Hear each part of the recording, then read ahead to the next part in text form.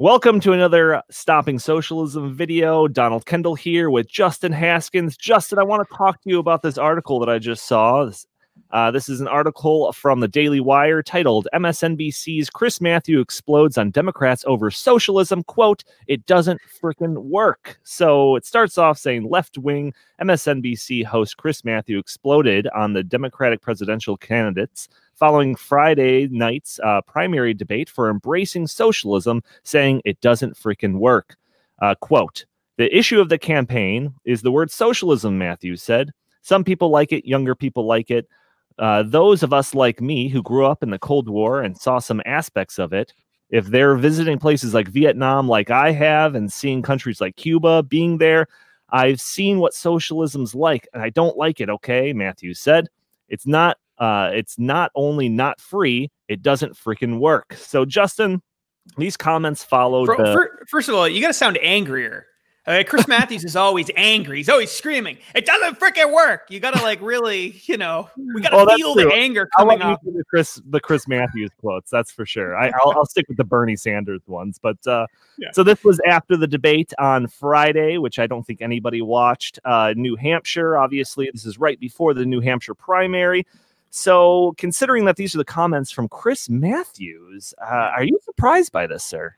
I actually am a little surprised by it. Not because I think that Chris Matthews is a socialist. I actually think he's a pretty good representative of the old school progressive Democratic wing of that party.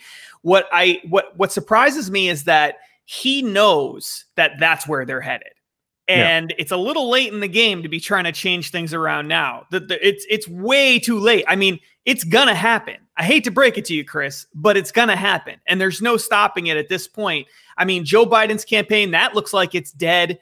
Mayor Pete now has become the de facto moderate candidate, and he would, in basically any other election, be considered very far to the left. And so we're headed down the road of socialism in the Democratic Party, and there really isn't a whole lot Chris Matthews can do about it. So this just sounded like the grumpy old, white guy down the street yelling at the neighbors because he doesn't like that they're playing ball in his yard or something. That's what it sounds like, and it's not a winning strategy. Yeah, well, he says further on, he says, "I think the Democratic Party has to figure out its ideology." And this underscores like a concept that we've talked about on the podcast, on the In the Tank podcast, time to time, where it's like, are they going to go the moderate direction? Or are they going to go into full-fledged socialism mode? And considering the comments that we've reported on by like Hillary Clinton in that documentary, or Obama supposedly said behind closed doors, like, is this the election where this kind of this divergence comes to a head? Yeah, I mean, this is such an important election for the Democratic Party and their identity. Chris Matthews is right about that. The problem is, I think it's not in the same way that Chris Matthews imagines it to be. So what I mean by that is the time for choosing whether or not they're going to be a bunch of crazy socialists in this election has passed. That ship sailed. It's happened. They're a bunch of crazy socialists. The question is, will they be a bunch of crazy socialists after this election? And I think that the only way we're going to know that is if they win. Like, it's going to be after the election. And if they win or if they lose, if they get blown out, if they just get absolutely blown out in this next election, then the Chris Matthews of the world are going to run around screaming, "I told you so. I told you so. We can't go this route. We have to go back to a Bill Clinton type candidate. We can't have these candidates that are openly talking about destroying the capitalist system and saying capitalism is irredeemable and honeymooning in the Soviet Union. We can't have that. We have to have more traditional democratic progressive candidates, but not necessarily socialists." And so the question is that going to happen? And I think it hinges entirely on whether or not they win the next election. If they lose the next election and they get blown out, then it's possible they'll still go the route of socialism. I mean, Alexandria Ocasio-Cortez, do you really think she's just going to stop being a socialist no matter what happens? No.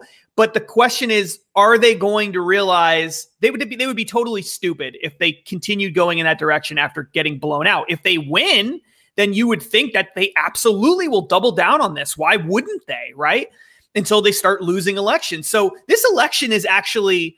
it really is an incredibly important moment, not just for America, but for the Democratic Party and what it's going to be going forward for the next decade. Yeah, and even the primaries for sure. Like if this goes to a brokered convention and the idea that they're going to steal the election from Right. Bernie Sanders or something, a repeat of what happened in 2016, this could break really bad. That's where we might see the real test of where this party is going in the future. But like to continue on with these quotes, and I'll link the article in the article in the show notes so you could see Chris Matthews saying it with more passion than I will, apparently. But he says, okay, I'll try it. All right. I remember the Cold War. I have an attitude towards Castro. I believe if Castro and the Reds had won the Cold War, then there would have been executions in Central Park, and I might have been the ones getting executed, and certain other people would have been cheering. Okay, is that decent?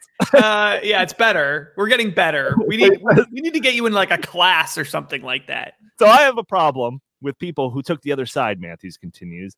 I don't know where Bernie supports over these years. I don't know what he exactly means by socialism. So these are some pretty powerful words. I was kind of shocked to see this, considering that Bernie Sanders is like the front runner. Right. That's the most. That was what I was saying before. What surprises me so much about Obama's comments relatively recently, which are sort of behind the scenes, but he knew that would get out if he said that stuff. Hillary Clinton being very vocal about this, and now Chris Matthews, sort of one of the faces of MSNBC, one of the three really like prime people at that network. It's surprising that they're doing this now. It's almost as though they believed Bernie Sanders had absolutely no chance of winning. Right. And now they realize, oh my God, he might actually win. And now they're trying desperately to get people to turn the ship around, but it's too late. It's not going to happen. There is no way to turn things around from where they're at right now. It's just not going to happen. And the party itself, in a lot of ways, the Democratic Party created a monster. They've been creating this monster for years and years and years, building this gigantic socialist Frankenstein with all of their socialist indoctrination factories throughout the United States. They've got this whole generation of young people that think socialism is a good idea, that didn't live through the Cold War, didn't see the Soviet Union, don't know anything about the history of communist China and all these other places, who have just believed that these ideas are valid, that they actually work, that Scandinavia is a socialist utopian paradise. And so why is anyone surprised that this is where they're headed? This is what they've been taught to believe all these years, right? Yeah, well, you painted it as like this monster that they created, but I can cynically look at it more of like growing pains. Like if this is the transitional, if this is the tipping point, are we just getting past that 50% and each continuing 4 years, we get further into the socialist camp? That's where I'd be a little bit more concerned. Yeah, and I agree with that. I think my view of it is being sort of like a monster. I look at it kind of like a Frankenstein. I mean, it's a Frankenstein type situation, because what are the socialists in the Democratic Party doing? What did Alexandria Ocasio-Cortez do? What are they all trying to do? They're trying to throw out all the old white Chris Matthews of the world. They don't want them around anymore.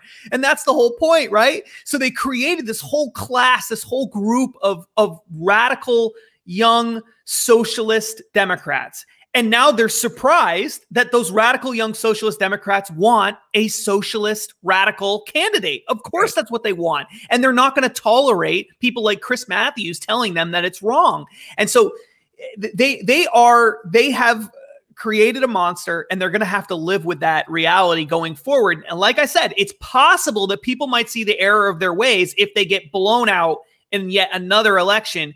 But I'm not so sure. These people are so convinced that this is the right direction going forward. It's going to be really hard for them to change the identity of this party. I will agree with that. And I will say that maybe it won't be 4 years, maybe it'll be 8 years, but it'll get to a point where Bernie Sanders will be too moderate for some of these. Right. Yeah. So, he doesn't want it fast enough. Or it doesn't want to overhaul the capitalism system enough. But so Chris Matthews continues, says 1 week it's Denmark. We're all going to be like Denmark. And he says, okay, that's harmless. That's basically a capitalist country with a lot of good social programs. Denmark's harmless. So that's kind of like what we've been saying. We talk about how Sweden and Denmark aren't really socialist countries, very capitalist. They just have big welfare programs. So I wonder if we should just invite Chris Matthews onto the show. Yeah, we should. I wonder if he'll come on. Also, real quick, it says, well, if you watch the video, Chris Hayes, who is an anchor on MSNBC, he tries to like derail this whole conversation. And he basically tries to suggest that like Bernie's ultimate aims doesn't go as far or doesn't go any further than Denmark. He basically says that it'll stop there. Chris Matthews isn't so sure. And considering the videos that we've all seen of Bernie Sanders like glorifying the Soviet Union or talking about how bread lines are a good thing, are we getting into, I mean, who do you think is more on the spot with this, Chris Hayes or Chris Matthews?